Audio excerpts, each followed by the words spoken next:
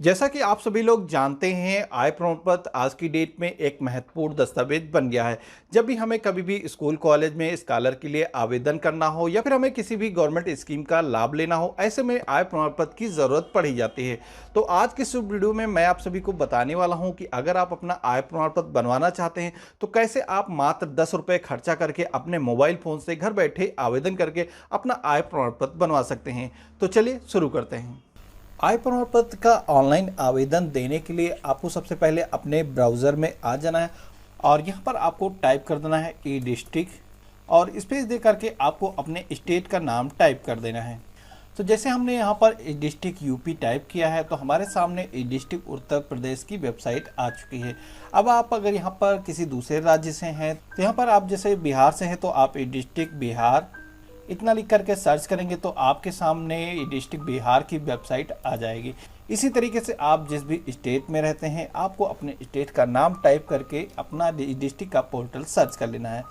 तो यहाँ पर मैं उत्तर प्रदेश से बिलोंग करता हूँ तो हमारे सामने डिस्ट्रिक्ट यूपी की जो वेबसाइट है ये लिंक दिया गया है, इस पर हम क्लिक करके इस वेबसाइट को ओपन कर लेते हैं। इतना करते ही आपके सामने वेबसाइट का लुक कुछ इस तरीके का डिस्प्ले आएगा। यहाँ पर आप देखेंगे नया फॉर्म आवेदन करने के साथ साथ आवेदन की स्थिति को चेक करना हो या प्रमाण पत्र का सत्यापन करना हो, यहाँ पर आपको सारे फीचर्स मिल जाते हैं। यहीं से आप अपने प्रमाण पत्र को सत्यापन भी कर सकते हैं।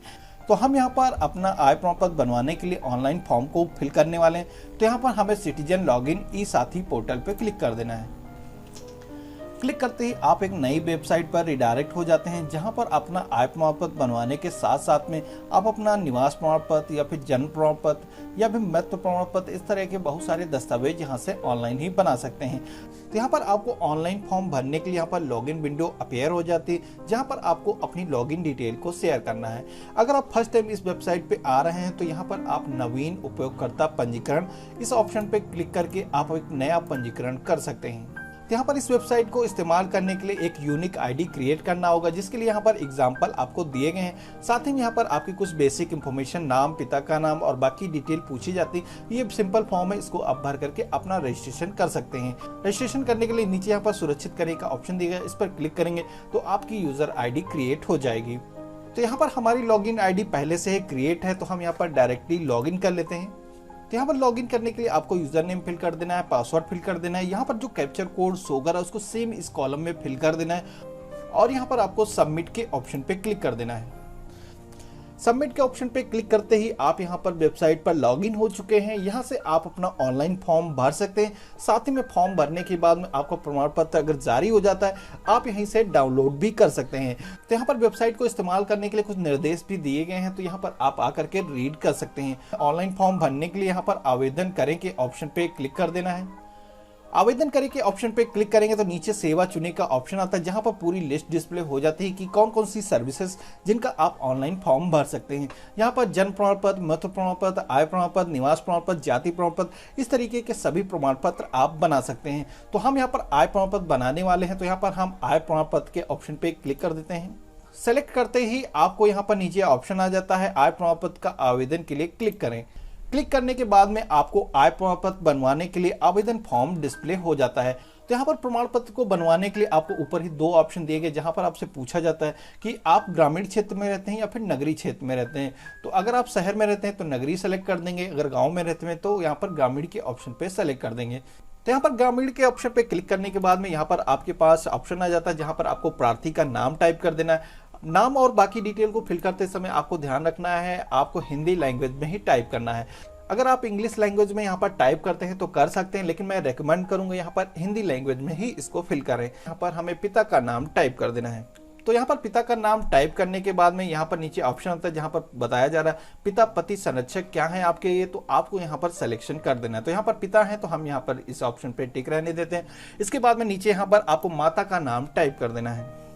तो यहाँ पर आपको मकान नंबर टाइप कर देना है और नीचे यहाँ पर मोहल्ला का ऑप्शन दिया गया। तो यहाँ पर अगर आप नगरीय क्षेत्र में रहते हैं तो मोहल्ला आपको टाइप कर देना है। अगर आप ग्रामीण क्षेत्र में रहते हैं तो यहाँ पर अपने गांव का नाम ही आप टाइप कर सकते हैं।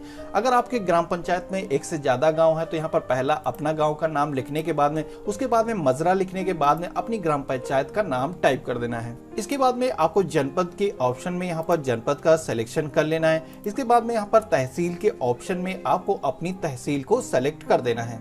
और यहाँ पर ग्राम की लिस्ट में आपको अपने गांव का नाम सेलेक्ट कर देना है। इसके बाद में आपको यहाँ पर स्थायी पता को टाइप करने की विंडो आती है। यहाँ पर अगर आपका स्थायी पता कोई भी डिफरेंट है तो आप यहाँ पर टाइप कर सकते हैं। अगर आपका सेम ही है तो आपको इस ऑप्शन पे क्लिक कर देना है। तो यहाँ पर जो भी डिटेल आपने फिल की है आपके स्थायी पता में ऑटोमेटिक ही आ जाती हैं। तो यहाँ पर एड्रेस को टाइप करने के बाद में आपको यहाँ पर व्यवसाय के बारे में पूछा जाता है। तो यहाँ पर व्यवसाय में आपको बताना है कि आप क्या काम करते हैं। तो अगर आप कृषि करते हैं तो कृषि टाइप कर सकते हैं, या फिर किसी भी तरीके का सिलाई कढ़ाई या कोई भी काम इस तरीके करते हैं तो आप यहाँ पर टाइप कर सकते हैं। और अगर आप जॉब करते हैं तो आप यहाँ पर जॉब भी लिख सकते हैं। तो यहाँ पर आपको व्यवसाय को फिल करने के बाद में नीचे यहाँ पर परिवार के सदस्यों के बारे में पूछा जाता है। तो आवेदक को मिला करके परिवार में जितने भी अन्य सदस्य हैं उनको काउंट करके यहाँ पर आपको लिख देना है। जैसे यहाँ पर 6 लोग हैं तो हम यहाँ पर 6 लिख देते हैं। तो यहाँ पर जैसे ही आप 6 लोगों का नाम लिखेंगे तो आपके सामने 6 नाम फिल करने के लिए यहाँ पर विंडो डिस्प्ले हो जाती है। तो यहाँ पर सबका आपको नाम लिखना है। उसके बाद में जो भी वह व्यवसाय करते हैं आपको यहाँ पर व्यवसाय के बारे में बताना है। साथ ही में उनकी जो आय है यहाँ पर टाइप करनी है। अगर कोई भी काम नहीं करता है तो यहाँ पर आप गृहिणी लिख सकते हैं, या फिर वह स्टूडेंट है तो आप स्टूडेंट भी लिख सकते हैं। इसके बाद में आपको नीचे की तरफ आ जाना है। तो यहाँ पर नीचे की तरफ आएंगे तो यहाँ पर आपकी आय का स्रोत पूछा जाता है कि आप अपना रोजी रोटी कैसे चलाते हैं, आपका आय का मेन स्रोत क्या है।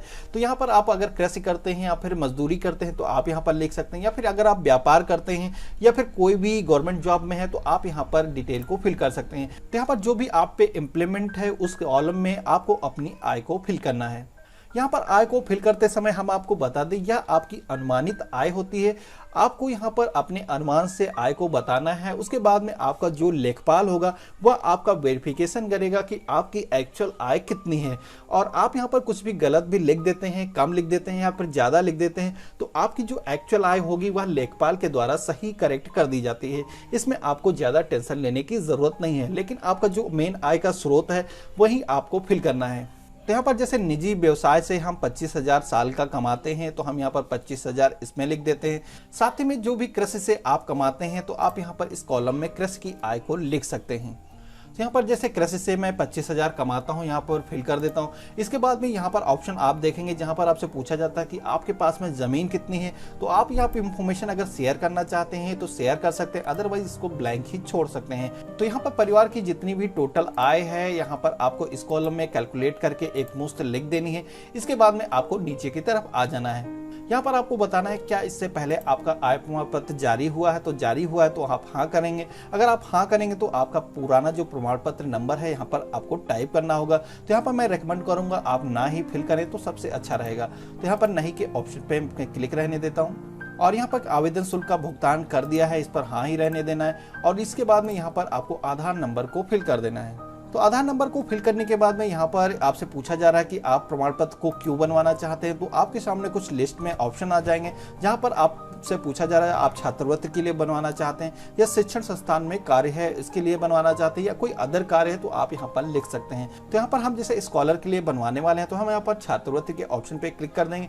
और अगर आपका कोई रीजन दूसरा है तो आप अन्य के ऑप्शन पे क्लिक करके आप वह इंफॉर्मेशन को टाइप कर सकते हैं। तो यहाँ पर छात्रवृत्ति को सेलेक्ट करने के बाद में नीचे देखेंगे पूरा आपका फॉर्म कंप्लीट भर चुका है। अब आपको नीचे यहाँ पर दस्तावेजों को अपलोड करना है। तो सबसे पहले यहाँ पर आपको फोटो को अपलोड करना होगा। तो संलग्न के ऑप्शन पे क्लिक करेंगे तो यहाँ पर फोटो को आपको सेलेक्ट कर लेना है और उसके बाद में चूज फाइल के ऑप्शन पे क्लिक कर देना है। तो यहाँ पर आपने फोटो जिस भी लोकेशन में रखा हुआ है उसको आपको सेलेक्ट कर लेना है और यहाँ पर अपलोड की ऑप्शन पे क्लिक कर देना है। यहाँ पर आपको डॉक्यूमेंट्स को अपलोड करते समय ध्यान रखना है आपका जो फोटो रहेगा वो 100 KB से ज़्यादा नहीं होना चाहिए। यहाँ पर हमें अपलोड के ऑप्शन पे क्लिक कर देना है। तो यहाँ पर आप देखेंगे कि आपका फोटो अपलोड हो चुका है, नीचे आपको यहाँ पर लिख करके आ चुका है। तो यहाँ पर फोटोग्राफ अपलोड होने के बाद में यहाँ पर आपको अन्य के ऑप्शन पे क्लिक करना है। तो यहाँ पर आपको अन्य सेलेक्ट करने के बाद में यहाँ पर आपको टाइप करना है कि आप आईडी प्रूफ क्या देने वाले हैं। तो यहाँ पर मैं आधार देने वाला हूँ तो मैं आधार कार्ड लिख देता हूँ और यहाँ पर चूज फाइल के ऑप्शन पे क्लिक कर देता हूँ। और यहाँ पर जहाँ पर भी आपने आधार को रखा हुआ है उसको सेलेक्ट कर लेना है और अपलोड के ऑप्शन पे क्लिक कर देना है।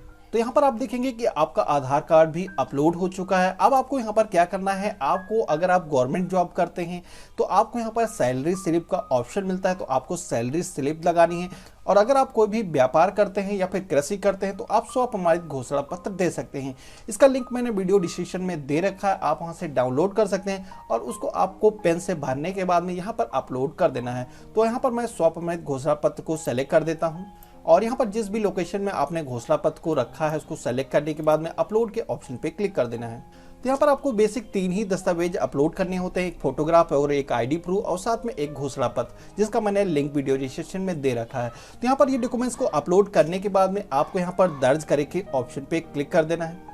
दर्ज करें के ऑप्शन पे क्लिक करेंगे तो आपका आवेदन संख्या आपको यहाँ पर मिल जाता है, साथ ही में आपको आवेदन तिथि दिखाई देती है और यहाँ पर जो भी आपने डिटेल दर्ज की है वह डिटेल आपको एक पूरा प्रीव्यू दिखाया जाता है। जो भी आपने दस्तावेज यहाँ पर लगाए हैं वह भी दस्तावेज आपको यहाँ पर दिखाई दे जाते हैं। साथ ही में यहाँ पर अब आपको क्या करना है, इस फॉर्म को भेजने के लिए गवर्नमेंट को आपको पेमेंट करना होगा। तो यहाँ पर सेवा शुल्क का भुगतान करने के लिए यहाँ पर क्लिक करें, इस ऑप्शन पे आपको क्लिक कर देना है। क्लिक करते ही आपके सामने पेमेंट विंडो डिस्प्ले हो जाती है, जहां पर पेमेंट करने के लिए आपका जो एप्लीकेशन नंबर है यहाँ पर पहले से ही टाइप है। आपको क्या करना है, यहाँ पर सबमिट के ऑप्शन पे क्लिक करना है। सबमिट के ऑप्शन पे क्लिक करेंगे तो आपको यहाँ पर 10 रुपये जो आवेदन शुल्क है, साथ ही में 5 रुपये ट्रांजेक्शन चार्ज, टोटल 15 रुपये का आपको पेमेंट करना है। तो आपको यहाँ पर सबमिट के ऑप्शन पे क्लिक कर देना है और यहाँ पर प्रोसीड टू पेमेंट के ऑप्शन पे क्लिक कर देना है।